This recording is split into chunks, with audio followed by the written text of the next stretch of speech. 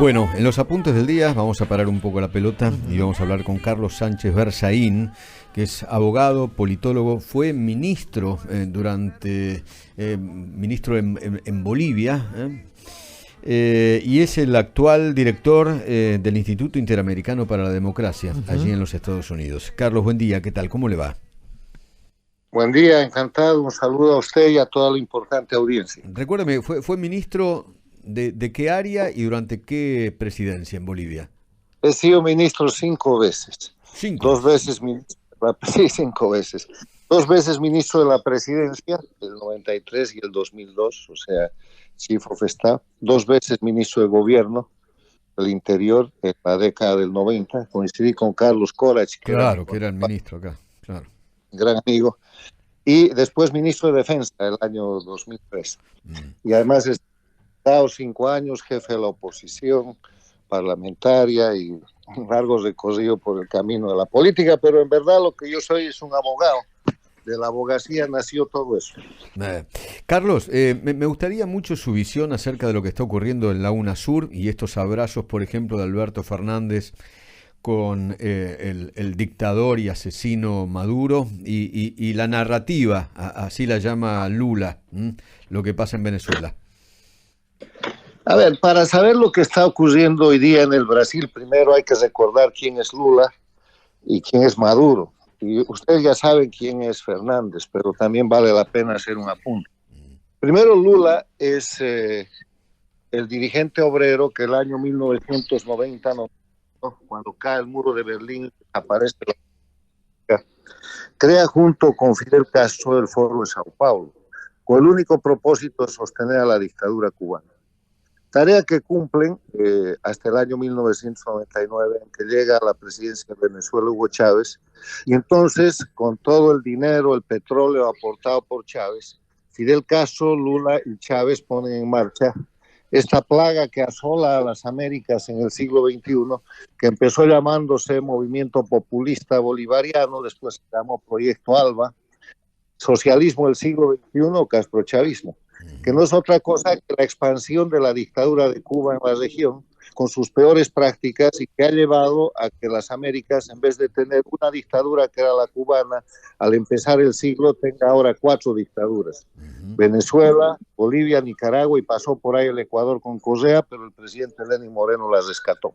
Entonces, en ese marco de referencia, el socialismo del siglo XXI, el castrochavismo, lo que busca es liquidar las instituciones de la democracia, no solamente en cada país, sino en la región, y su enemigo declarado es la Organización de Estados Americanos.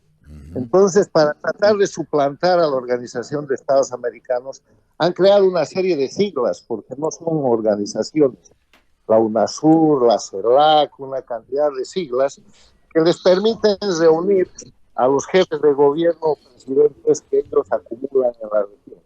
Y en este momento, el castrochavismo tiene a Cuba, tiene a Venezuela, a Bolivia, a Nicaragua como dictaduras, pero tiene 5 gobiernos paradictatoriales.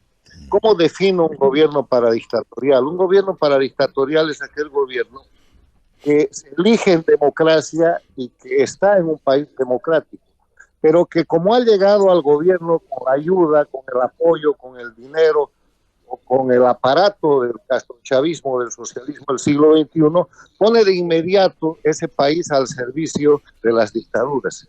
Y gobiernos paradictatoriales son el de Fernández Kirchner en la Argentina, han reconocido a la dictadura de Venezuela, apoyan abiertamente a Cuba, soportan la dictadura de Bolivia, han sido la plataforma para el retorno de Evo Morales, hacen de la vista gorda con los crímenes de Nicaragua.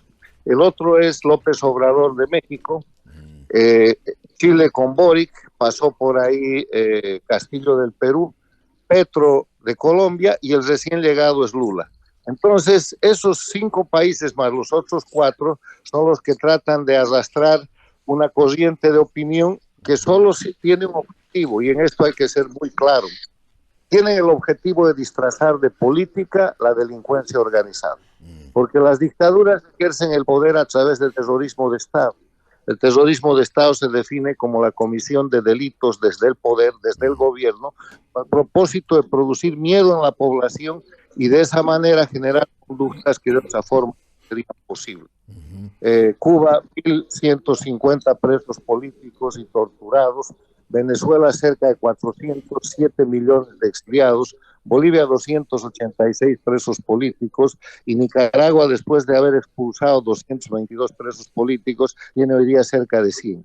Entonces, de eso se trata. Es una reunión promovida por Lula de el sistema del crimen organizado transnacional de las Américas, que detenta el poder en 9 países, 5 paradictatoriales y 4 dictaduras, con el propósito inicial de limpiarle la imagen a Maduro, cosa que ha quedado muy mal porque más bien ha servido para recordar todos los crímenes de lesa humanidad. Maduro está buscado internacionalmente con 15 millones de dólares por su captura, por ser el jefe del cartel de los soles, por narcotraficante, sí, por integrar una banda transnacional, y está acusado ya en el Tribunal Penal Internacional con una diligencia en la fiscalía de esa institución. O sea, lo que está pasando hoy día en el Brasil es una reunión de los gobiernos antidemocráticos tratando de presentar lo que ellos ejercen a diario, que es la delincuencia organizada transnacional, como si fuera un proceso político.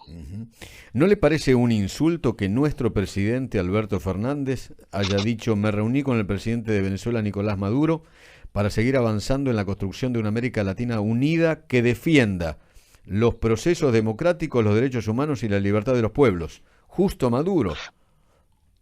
Sería un insulto si viniera de una persona con algún valor, pero Fernández, pena para la Argentina, que es un gran país, ha dado desde el inicio de su gestión demasiadas notas de ser una persona sin trascendencia.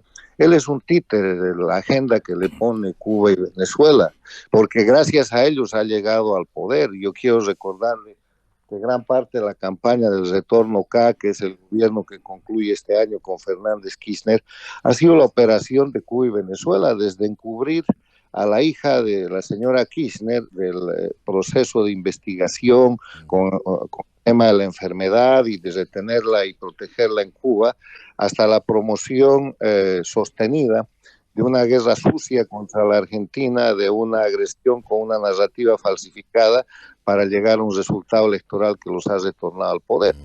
Han retornado al poder simplemente para destrozar a la Argentina, que hoy día está en una situación insostenible. Y en medio de eso, Fernández quiere ser el vocero con ese tipo de mensajes que nadie le toma en cuenta. Todo el mundo sabe que el poder real en la Argentina es Cristina Kirchner. Todo el mundo sabe que la señora Kirchner está condenada a la cárcel por corrupción y que le vienen más juicios. Y todo el mundo sabe que Fernández fue el palo blanco, el prestanombre o el títere que la señora Kirchner eligió porque ella no podía ser la candidata para ganarle a Macri. Entonces, con todas esas constataciones, lo que diga el señor Fernández tiene una intrascendencia tan grande que ni siquiera vale la pena sentirse ofendido por eso. Ok. Carlos, le agradezco infinitamente, le mando un gran abrazo. La verdad me siento honrado con su amistad. Un abrazo muy grande. Muchas gracias, totalmente, gracias. Carlos Sánchez Berzaín.